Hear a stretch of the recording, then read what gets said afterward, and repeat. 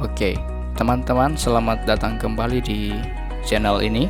Channel yang mungkin akan dapat menambah wawasan kita tentang pertanian dan juga peternakan. Di video sebelumnya kita telah membahas mengenai pertanian dan peternakan. Dan di video kali ini kita akan membahas salah satu hal yang terkait erat dengan pertanian, yakni tumbuhan. Tumbuhan adalah salah satu klasifikasi makhluk hidup. Tumbuhan memiliki klorofil atau zat hijau daun yang memiliki fungsi sebagai media untuk menciptakan sebuah makanan dan sebagai proses berfotosintesis. Di dalam ilmu biologi, tumbuhan merupakan termasuk dalam organisme yang disebut Regnum plantae, yang merupakan sebuah organisme multiseluler atau terdiri atas banyak sel.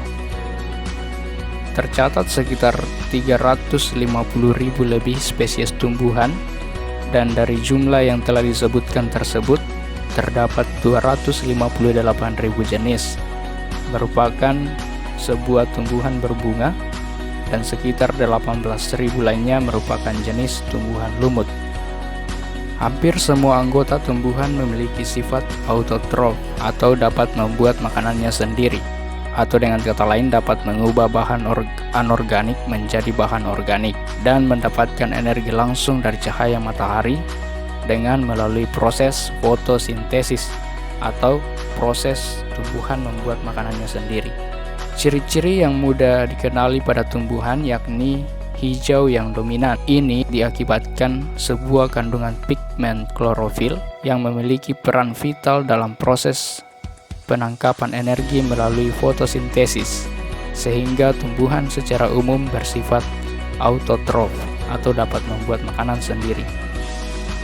Pada tingkatan seluler, sel pada tumbuhan memiliki dinding sel yang disusun dari selulosa, hemiselulosa, dan pektin. Ini menjadi salah satu ciri khas pada tumbuhan, walaupun pada tumbuhan yang memiliki tingkatan yang sederhana, kadang-kadang dinding selnya hanya tersusun dari pektin. Hanya sel tumbuhan yang memiliki plastida dan vakuola yang besar yang seringkali mendominasi volume sel. Nanti di video selanjutnya kita akan membahas mengenai sel dan dinding sel ini. Ada beberapa ciri-ciri tumbuhan yang lebih rinci. Yang pertama, tumbuhan termasuk dalam organisme eukariot.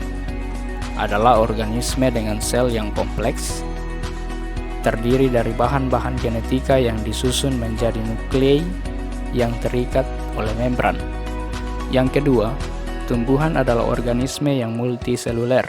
Artinya, satu tumbuhan tersusun atau terdiri dari banyak sel. Yang ketiga, tumbuhan mempunyai dinding sel yang tersusun dari selulosa, hemiselulosa, dan pektin. Dan ini juga akan kita perdalam pada video selanjutnya. Yang keempat, tumbuhan mempunyai klorofil atau zat hijau pada daun dan menyimpan cadangan makanan dalam bentuk pati. Zat hijau ini yang mengakibatkan tumbuhan berwarna hijau.